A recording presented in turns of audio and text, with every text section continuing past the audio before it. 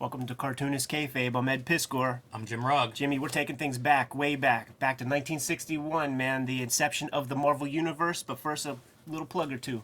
Yes. Street Angel. Deadliest Girl Alive. I bring these here because I've been getting a lot of questions about what's in these two books. Yes, sir. There is no overlap. So if you've got the hardcover or you have Deadliest Girl Alive, you want the other one, assuming you enjoyed the one that you have. Zero repetition between these two books, and it's superhero ninja on a skateboard. Perfect for any and all readers. What more could you want? Great comics, man. Patreon.com/Ed Piskor is where I'm serializing my current comics project, Red Room. Murder on the Dark Web for fun and profits, Jimmy. $3 get you the archive. I have almost 2 complete stories up there now, but it is for the early adopter. There will be print editions of this come mid-2021. Action figures, movies, you're gonna web see series. When you see my guys walking around in their cosplay, if there are ever comic conventions ever again, you're gonna want to steer clear. Snuff videos. Don't say that. Don't say that. No, we don't want that one. Anyhow, man, Fantastic Four #1. These Marvel Milestone editions, so valuable to me when I was coming up and developing my taste in comics, learning about comics. I heard the name Jack Kirby a couple of times. When they put these things out, man, like, do we got a proper indicia that lets us know, like, when? 1991, perfect. 8 years old, 9 years old. My first Kirby comics were delivered to me in this way because cheap reprints just really didn't exist. Yeah, it's so hard to explain that to somebody today. Whenever you can find whatever you want at a click of a button.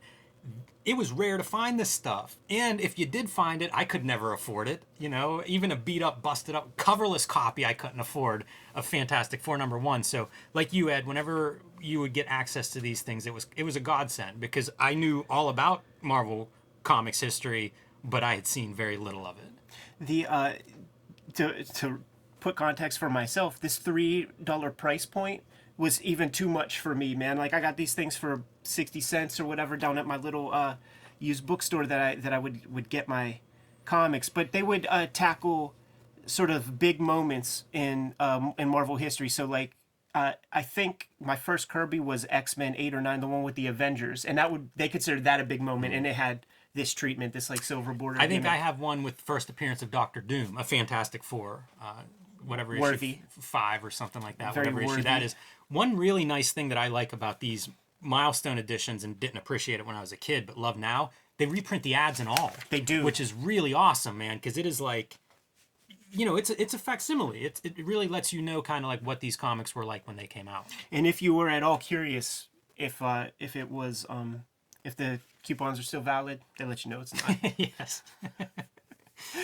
But man, launching into this, like before this, Marvel is Atlas, and their big books are those Atomic Age horror books, where there would be, in a 32-page issue, there'd be 4 stories, 6 to 8 pages a piece, tackling, some weird monster character. You get in, you get out, you get done.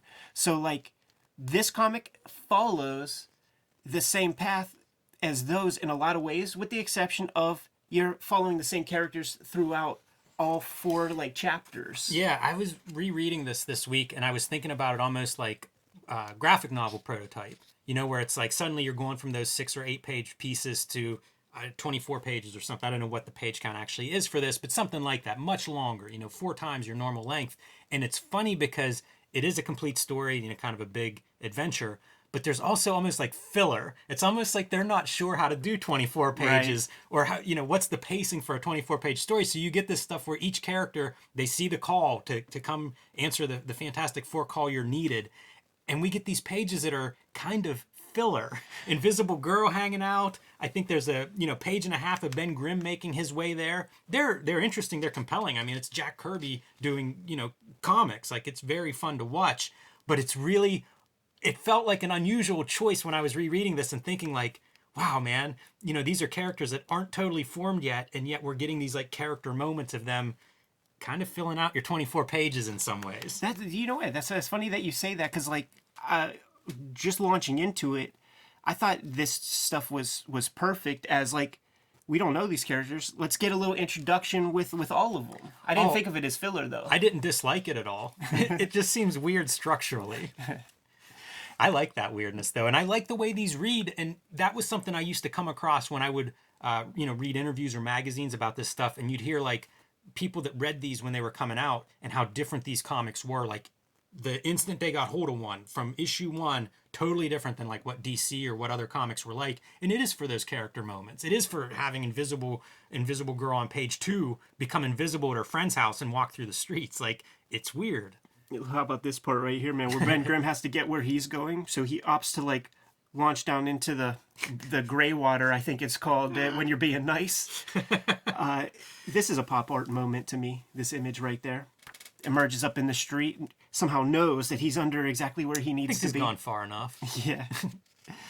Got our Johnny Storm intro. Speaking of pop art, I didn't bring it, but one of the projects Marvel did in the early 2000s was reprinting this Fantastic Four #1, each panel blown up to page size. So like in a big hardcover book. Kind of interesting to see them presented that way, but to also think of this material from a slightly different angle. I think even at this point, the Marvel method is established with this, and probably even with those Atlas books or something, because you can really, it's so visually flowy that you don't need the Stan Lee verbiage all that much. Interesting proto takes on all the characters, Yes. man. Like this Carl Burgos Human Torch. It's like Martin Goodman was hip to the copyright stuff, and we're gonna have to start bringing back those characters one at a time. Namor the Submariner comes out, I think, in issue 4.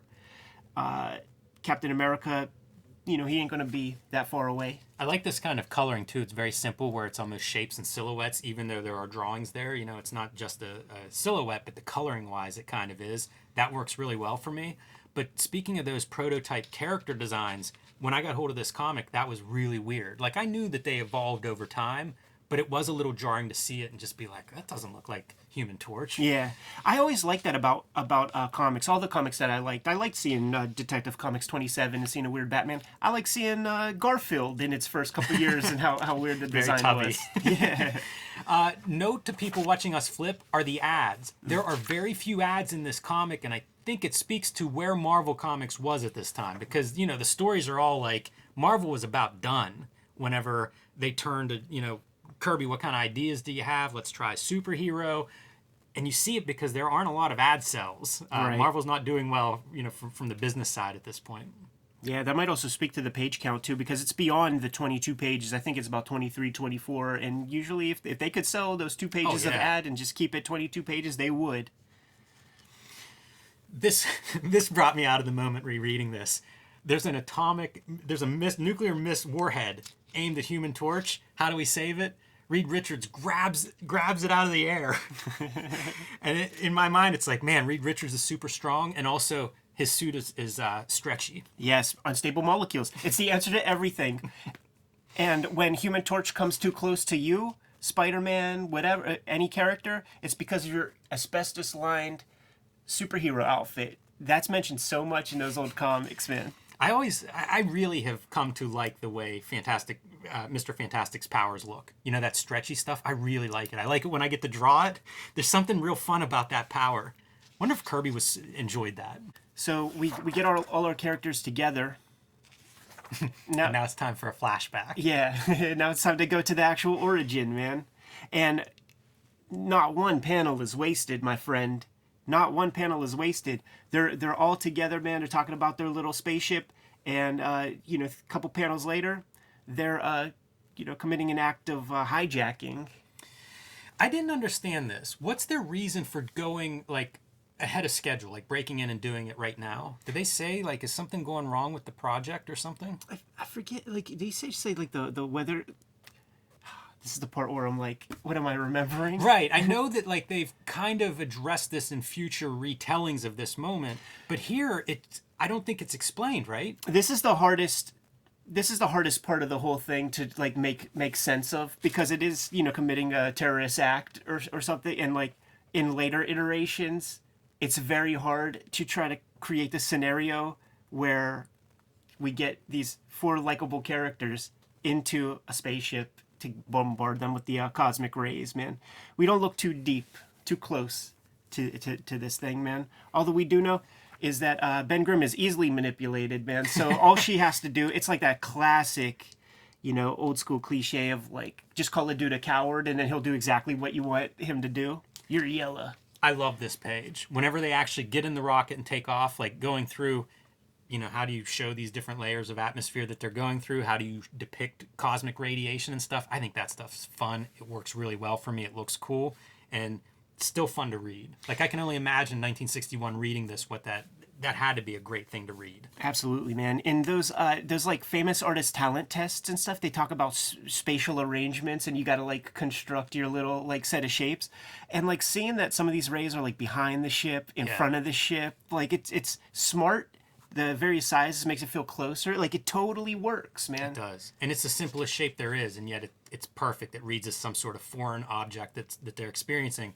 And Sue's face here reminded me so much of, cut to like 1978 or whatever the 2001 Starseed stuff is, where we see the woman in the spaceship. It's just the same face. Absolutely. As much as Kirby changes over the years, some of that stuff is, he figures out early, and that's what it is. The other thing that's real cool is to sell it is the changing the trajectory of those little isotope rays. Very creative. That's one most artists aren't going to come up with, switching that around. And I'm going to assume that, like the Weapon X trade paperbacks that were printed on the glossy paper, that they're staying faithful to the color arrangements of the original. That's my assumption also. And it would have been, believe it or not, it would have been Stan Goldberg, who was the colorist of early Marvel Comics. This is an artist who would go on to have a drawing career doing Archie and stuff like that. But he was the first Marvel colorist. I had no idea. Learned something here. Reminds me, of course, Challengers of the Unknown, Sure. which Kirby had done at DC with superheroes, which is, again, another part of the origin of Fantastic Four is superheroes were starting to have some success at their rival publishers. And so that was the idea of like, hey, man, I can do those. Let's try one. What a time period, huh? It is fun. These ads are all like vocation. Most of them are vocational. It's that or muscles. Right. The classic origin, Jimmy. Yeah, this is the 2-page spread, right? I mean, grand design. Yeah. Tom Schiele shout out. This is really cool. Like again, if you were reading this in 1961 out of nowhere, how great are these pages where their mutations manifest themselves and they're all trying to figure it out and it's new to everybody. Really great 2 pages. Real good Norm Macdonald joke about the Fantastic Four origin right here. Specifically this, I'll call myself Mr. Fantastic. Go YouTube that. Yes. Another title page, man. Fantastic Four Meet the Mole Man. Yeah, and I had remembered this a little differently. I remembered them doing like chapter 3. Me too, but would be part of it. But I guess that's subsequent issues maybe. And it's his Fourth World has the chapter breaks and stuff like that, man. But now we're getting into Atlas territory essentially. This is an Atlas comic from here on out, which makes perfect sense because again, that's exactly where they're coming from. A direct evolution. That's pretty cool, man. Yeah. Black eye joke. 25 cents. It's 2.5 comics. For some shoe polish. You'd be much further ahead to buy 2 more Fantastic Four #1s and preserve those. So what a great setup, man. Like we're not going to be like DC Comics and draw a really cool cover and the sequence that you see on the covers on the TV in a living room inside the comic. You got to have that monster, man. And these are so great. Anytime it's like the equivalent of a miniature next to like the big world thing, always works. Yeah. That should be like the addendum to 22 panels that always work. Look at how small that is, man. It almost, like something that small, it's like, how did the pencils look to start? Because... Well, 2 up. Well, I'm talking about the range because it's like, how did you account for all this lettering that's going to be everywhere and you draw the panel like, 3 inches up from the bottom? I often wonder that. But I mean, like EC Comics would be like, here are all your letters. Yeah. Squeeze it in. So... that puzzles me too as somebody trying to figure out page layouts and panels and stuff. I guess it's just how it was done. Like it wouldn't have been a thing, I guess. Jimmy, Kirby monsters abound, man. Yes. Monster Isle. Like the next time they'll go there, well, I don't know if it's the next time, we'll probably go there a million times, but the Walt Simonson Art Adams joint, I guess that's Mole Man's territory. Yeah, that's his headquarters. Get another one of those monsters, man. Here's a 3-headed flying dragon-like monster. And this is why you don't use like all the colors of the 64 color palette, man, or you use them sparingly, because that crazy olive drab, very diarrhea-like. That's fun use of the powers. Very often in comics, like the characters like have the powers and they don't like. It's like GI Joes never use their hand grenades that are on their shirt to try to get out of stuff. You know, like I love when they actually apply the power to something. And they inexplicably wake up with some gimmicks on. Really strange that they have suits on.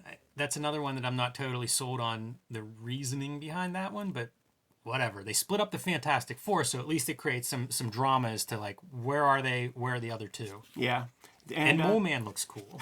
That's such a funny introduction. It's like it lacks like all kinds of dynamics, but you know what it feels like? It feels like an introduction to like a Chester Gould Dick Tracy villain. They would show up like That's a that. good call. You know, like it would be this like just a single striking image, nothing poppy, nothing coming at you. And those glasses they're iconic, and I'm surprised to see them pop up from the first iteration. It's a good character, man. Look at that little karate chop with that monster. Good invisible effects on Sue Storm. I'm Agreed. trying to figure that part out in issue 1. Well done. Agreed, man. I love the circle specs like underneath that little trilby hat. I noted the lack of backgrounds. You know, it is a simple. You're turning this out quick. I don't know how long it took Kirby to draw this issue, but it was a different time in comics. You know, like these were not 1 page a day. Right. And from the start, you got to get your strong guy fighting the other big monsters, 2 rock creatures, the unstoppable force, immovable object. Man, it's like when Typhoon had to fight Earthquake. Exactly. Nice composition right here. Like that, looks great. Beautiful frame. I bet it looks amazing in the original newsprint too. And another good shot of Mole Man. This time we get to see him head on, and those glasses are so weird. Yeah, I love it, man. And these villains, man, especially these like subterranean villains, man. Heck of a housekeeper. Yes, yeah, I think it'd be a little dirtier, but what do I know?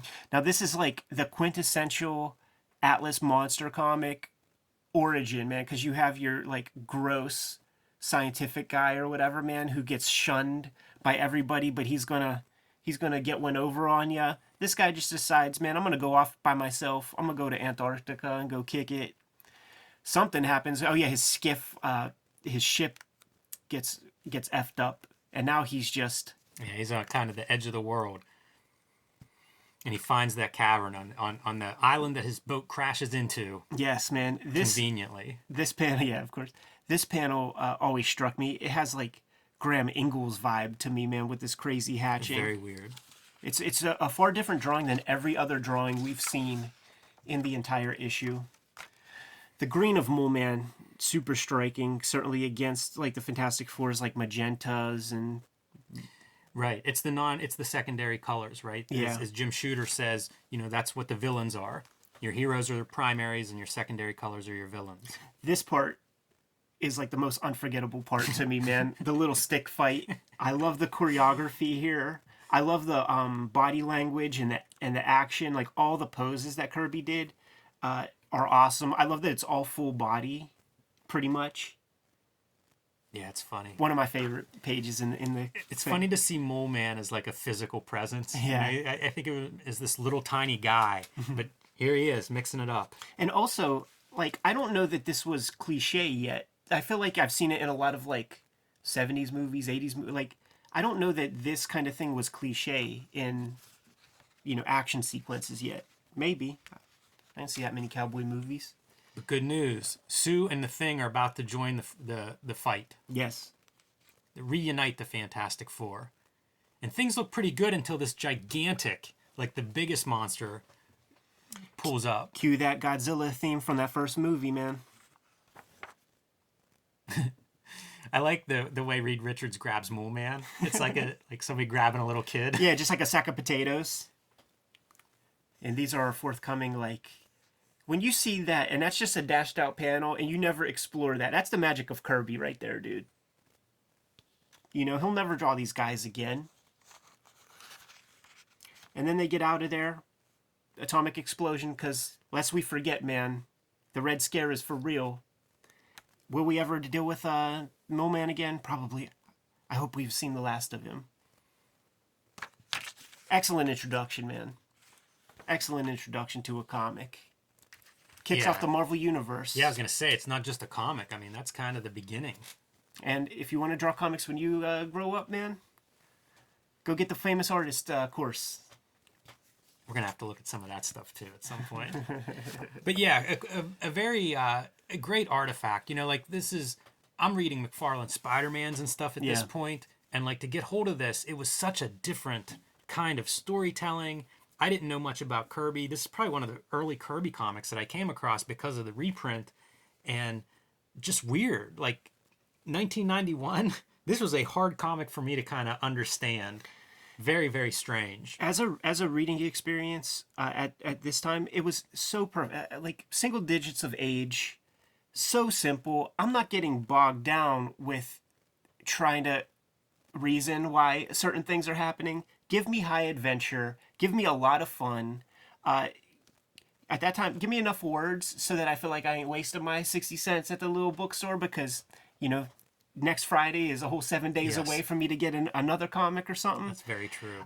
So I freaking adored. I really feel like I could speak to the magic of the Silver Age comics just from the reprints that I was able to get my hands on at this time, and it made me a fan of Stan Lee, and it made me a fan of Kirby and Ditko, man. So, heck of a pleasure. Is it dated for that time period, Jim? Certainly, in many aspects. So, like, you know, just off the top of my head, dude, what if, you know, tomorrow we go over, say, an updated version of the great Lee Kirby tandem? That's a splendid idea, Ed. Give a look to the Jim Lee and luckiest man in comics history, Brandon Choi, version of the Fantastic Four origin. Compare, contrast, perhaps? I feel like we should be being struck by lightning putting these two next to each other. But yes, it'll be fun to kind of compare and contrast and go through this. Well, let's prepare for that, man. Kayfabers, like, follow, subscribe to the YouTube channel. Hit the bell. We'll notify you when new vids are available. What do you have in stores, Jim? Street Angel, Deadliest Girl Alive from Image Comics, superhero ninja on a skateboard, suitable for all readers. And The Plain Janes, the story of a bunch of outcast high school students that turn to street art to have some fun. Patreon.com/EdPiscor is where I'm serializing the early version of my Red Room comic, Murder on the Dark Web for Fun and Profit. Super bloody, super gory, so you know it's all ages as well. That X-Men Grand Design Omnibus is in stores and out of our warehouse. So if you see it, you think you want it, you better scoop it up, because it's going to be a while before it's reprinted. And the Ed Piscor Studio Edition is out there in the wild, but those are selling out fast, and that will not be reprinted. What else, Jim? Subscribe to the Cartoonist Kayfabe e-newsletter at the links below this video to keep up with everything that we have going on. You can find Cartoonist Kayfabe t-shirts and merchandise also at the links below this video. Jimmy, we got to prepare for this next Fantastic Four video, man. Give them a set of marching orders, and we'll be on our way. Read more comics.